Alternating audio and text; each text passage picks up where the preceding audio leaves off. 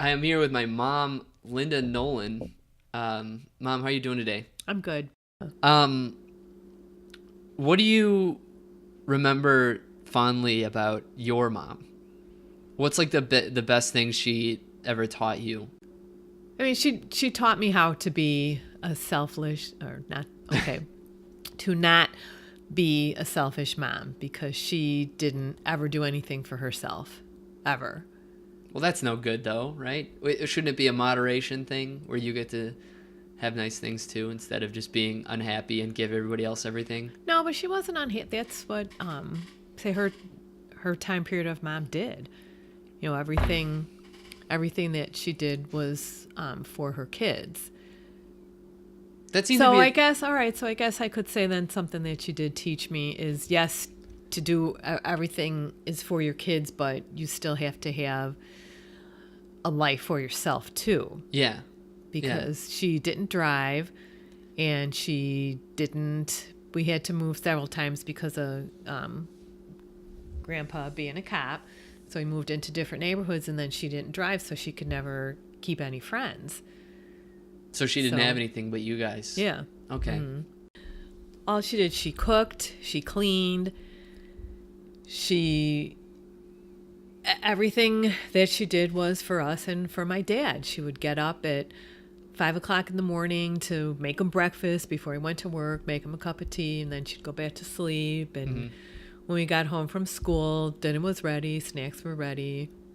And mostly what I remember about her, and I wish I did have that talent, is she just, if she wasn't cooking and cleaning, she was sewing.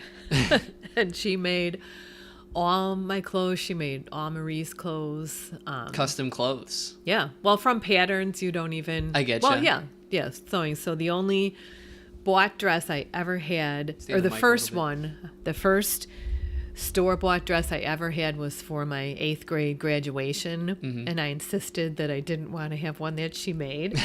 And then, so they bought me a dress, and it's the ugliest dress I ever sucked? had. Yeah. Yes. I look back on it in the pictures and just say, why did I not have her make that for me? Because it was ugly. What sucked about it? Because it was just an ugly dress. She could have made one so much better. Really? Yeah. Oh, that's Yeah, funny. she used You to guys let have a me- laugh about that? Yeah. That's funny. Yeah. I mean, she made Aunt Marie's wedding dress. Really? She made the bridesmaids. Well, I was the only bridesmaid. She made that. But, yeah, she just sewed all the time. When I was working, I feel sorry for her now, but because I would just go buy, because you used to sew, you'd buy a pattern and you had to cut it out and sew it. You're a little familiar with that from your sewing skills that you've had, right? Yeah, I'm not making people custom clothes. Well, but I mean, I would go, I'd pick out 10 different patterns. I'd get material. I'd have this whole big bag of stuff, and then, here, Mom, make this for me. And she That's did. kinda cool. Oh, God, I wish I had all that stuff. She made beautiful clothes. Beautiful. Thank you for doing this. I think I learned a lot about you. I know I chimed in a bit, but it's a two-way thing. Yeah.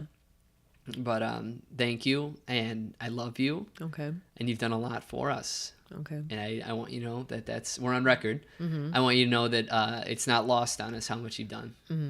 Okay. Okay? Thanks. Can we hug? Yeah, we'll hug on Can camera. we hug and cry and his mom's holding back tears?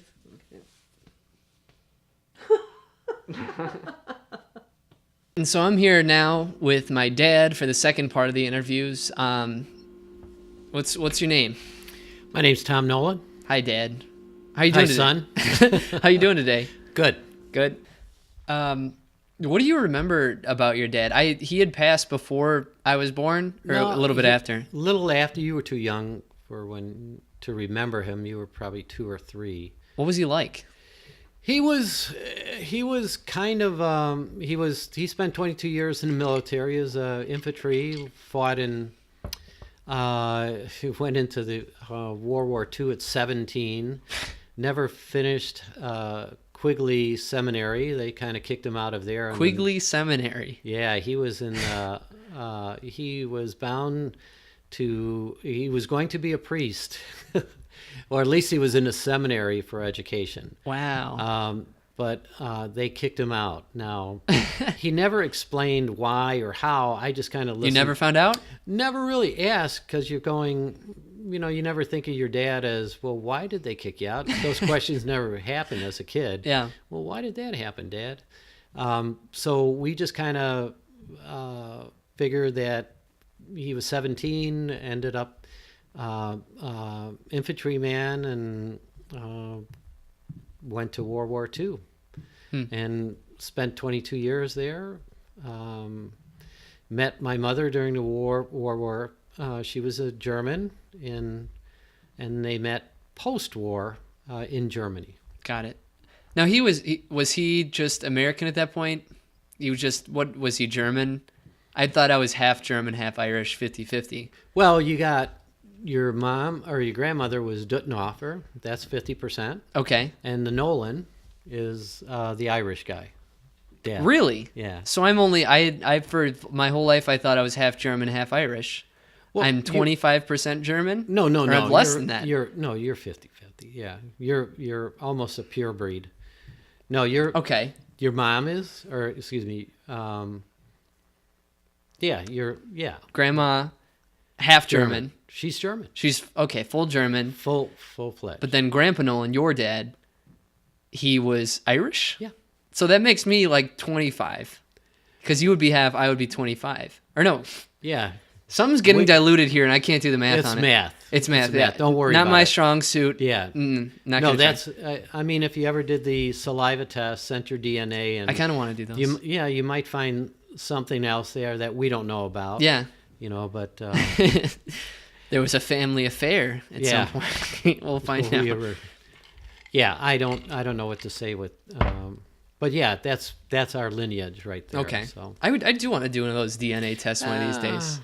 Why are you you know, I don't know if I would want to know like the tribalness of where I came from. You know, all of a sudden, yeah, you're thinking of you're German, you're Irish, Okay. and then all of a sudden you got this Romanian guy coming in somewhere. Who's this guy? You try to get some history about them, and it was never really complete. It was never really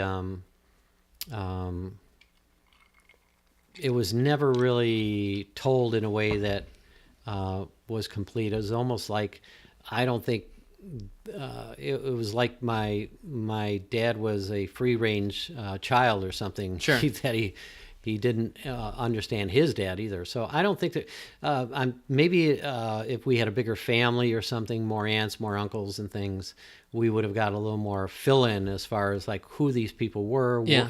And things like that. But because we came from a smaller family, there wasn't a lot of carryover. That's you hear the stories of this person and that person in certain families, and it's carried on and stuff like that. We didn't have a lot of that. No traditions. No traditional stories like, oh, I remember great grandpa when he had made his canoe and all that stuff. We didn't have that. Do you ever wish you did?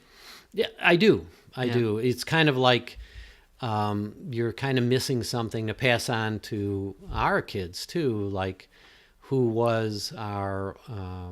were these great grandparents and stuff. And here's a weird little fact that stuck in my head, because this is as far as we could go back.